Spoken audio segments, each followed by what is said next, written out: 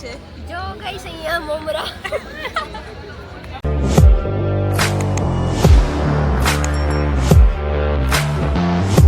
Hello YouTube family, તો કેમ છો બધા? જય સ્વામિનારાયણ.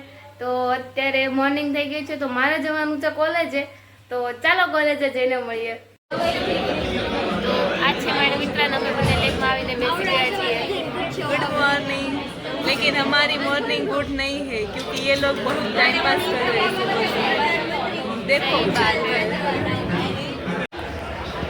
તો અત્યારે મારો લેક્ચર પૂરો થઈ ગયો છે ને અમે લોકો નીચે ગાર્ડનમાં જ આવીશું. મને તો બહુ ભૂખ લાગી છે એટલે હવે પહેલા નાસ્તો કર. તો અત્યારે અમે ગાર્ડનમાં આવી ગયા છીએ નાસ્તો કરવા માટે. આજે ચેવડો નહોતો એટલે મમરા જ ખાવા પડશે. જો ગઈશ મમરા તમે તો કોઈ દી જોયા નહીં.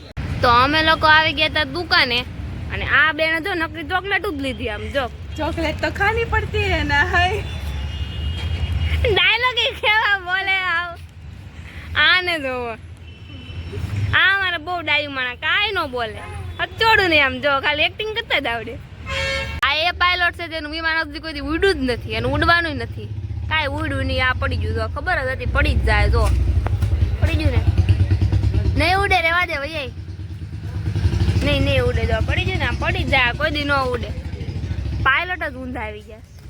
કાં પાયલોટ બેન? આ બેન અમારું વોટ્સઅપ ના પાયલોટ છે. જો આ કદી વોટ્સઅપ માં ઘૂમતા હોય, ખબર નહીં ને કેમ. વોટ્સઅપ પાયલોટ છે ભાઈ, વોટ્સઅપ પાયલોટ.